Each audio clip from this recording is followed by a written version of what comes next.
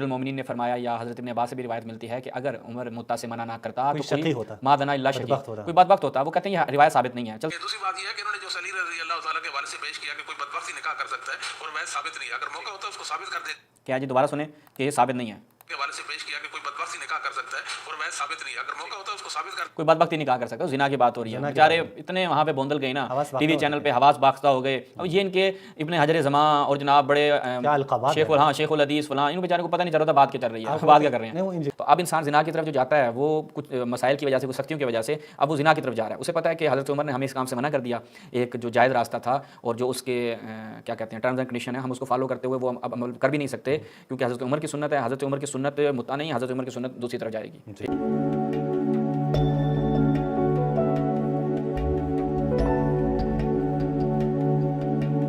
اچھا جی, اب ظہیر امن پوری صاحب نے ایک متع کے حوالے سے وہاں پہ بات کی ماذ بھائی کہ ان کے ہاں یہ جو روایت پیش کرتے ہیں کہ امیر المومنین نے فرمایا یا حضرت ابن عباس سے بھی روایت ملتی ہے کہ اگر عمر متع سے منع نہ کرتا تو کوئی مادنا اللہ شقی کوئی بدبخت ہوتا. وہ کہتے ہیں یہ روایت ثابت نہیں ہے. چلتے ہیں وہ کلپ سنتے ہیں, پھر اس کے جواب کی طرف آئیں گے. شاہ جی کہ دوسری بات یہ ہے کہ انہوں نے جو علی رضی اللہ تعالیٰ کے حوالے سے پیش کیا کہ کوئی بدبخت ہی نکاح کر سکتا ہے اور روایت ثابت نہیں ہے. اگر موقع ہوتا ہے اس کو ثابت کر دے. کیا جی دوبارہ سنیں کہ یہ ثابت نہیں ہے.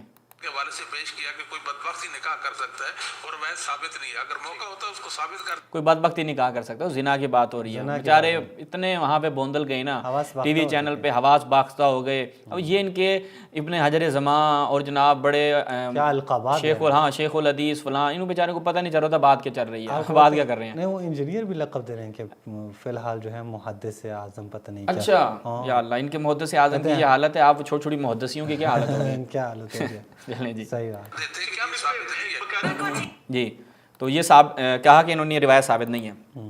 اب دیکھتے ہیں کہ واقعی یہ روایت ثابت نہیں ہے اور اس کا سٹیٹس یہی ہے. چلیں جی آپ کی خدمت میں رکھتے ہیں. سب سے پہلے اماد بھائی یہ دیکھتے ہیں کہ یہ روایت ہمیں کہاں ملتی ہے, پھر ہم اس کی سندی تحکیم بھی آپ کے سامنے پیش کریں گے. شرح معنی الاثار جناب امام طحاوی صاحب کی. اچھا, شرح معنی الاثار جزء ثالث, اس کی تیسری جلد ہے. یہاں پر دیکھیے, یہاں پر ابن جریج عطا ابن عباس سے ہے کہ ولولا نہا عمر بن الخطاب عنہا ما ظن الا شقی, کہ اگر عمر ابن خطاب متع سے منع نہ کرتا تو کوئی بدبخت ہوتا جو زنا کرتا. تو لہٰذا میں نے اس پروگرام میں بھی کہا کہ جتنے بھی زنا ہو رہے ہیں اس کا کریڈٹ جو ہے وہ آپ کے خلیفہ صاحب کو جا رہا ہے, ڈائریکٹ انڈائریکٹ جا رہا ہے بھائی.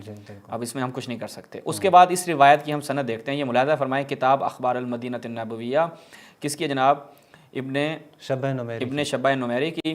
اچھا, اس کی جو تحقیق ہے عبداللہ بن محمد بن احمد دویش نے کی ہے. المجلد الثالث ہے, الجزء الثانی, یعنی چھٹے مجلد میں اس کی دوسرا جز بنے گا. اور اس میں ہم دیکھتے ہیں کہ کیا ہے جی روایت. ملاحظہ فرمائیں وہی روایت جو ہے یہاں پہ مختلف ایک اور سند کے ساتھ یہاں پہ ہمیں ملتی ہے کہ ابن عباس نے کہا کہ اللہ عمر پہ رحم کرے, اگر وہ متع سے منع نہ کرتا تو کوئی, یہاں پہ احد ہے, کوئی زنا کرتا, بدبخت نہیں ہے, کوئی زنا کرتا.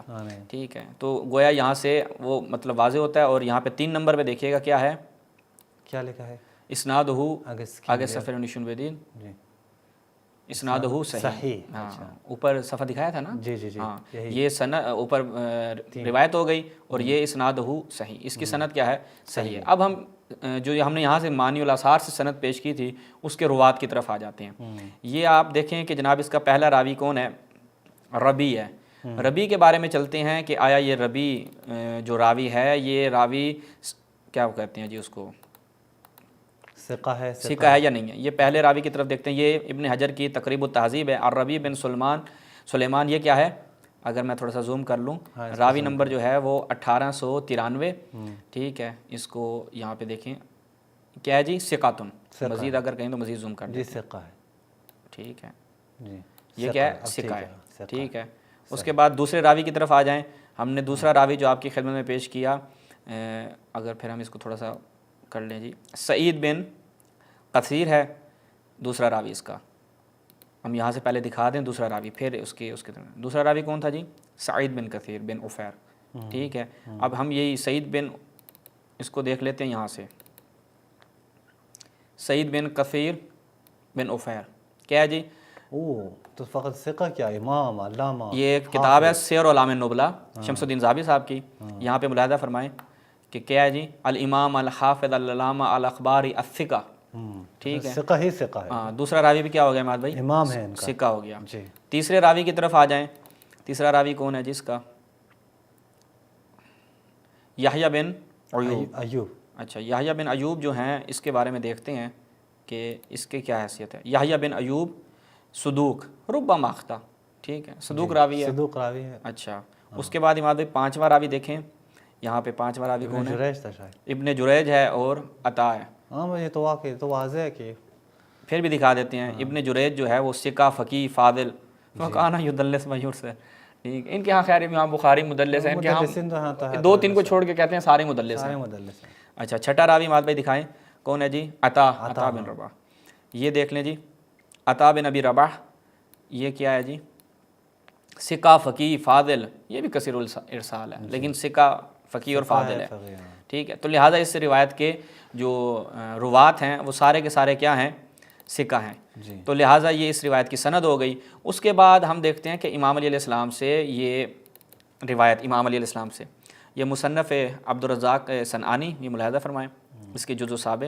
یہاں پر ابن جریج بیان کرتا ہے کہ مجھے خبر دی کس نے، اور میں اس کی جو ہے وہ تصدیق کرتا ہوں کہ امیر المومنین نے کوفہ میں یہ بات کی عمر بن الخطاب کے بارے میں کہ میں متع کا حکم دیتا ہوں. ٹھیک ہے، یعنی میں تو متع کے یعنی جواز کا قائل ہوں، تم کیا کرتے ہو؟ کہ عمر بن خطاب نے متع کے بارے میں جو منع کیا، اگر یہ وہ نہ کرتا تو کوئی بدبخت ہوتا. ثم ما زنا الا شقی، کوئی بدبخت جو ہے وہ زنا کرتا. اچھا، اس کے بعد یہ دیکھیں ان کی مختلف کتب میں تفسیر ثعلبی کے نام سے جو مشہور ہے الکشف البیان، اس میں ہم جاتے ہیں تو اس کو حکم سے یہاں پہ جو ہے وہ نقل کیا ہے. وہاں پر جریج سے تھا، یہاں پر حکم سے کہ امیر المؤمنین کرم اللہ وجہہ نے فرمایا کہ اگر عمر منع نہ کرتا تو ما ادنا الا شقی.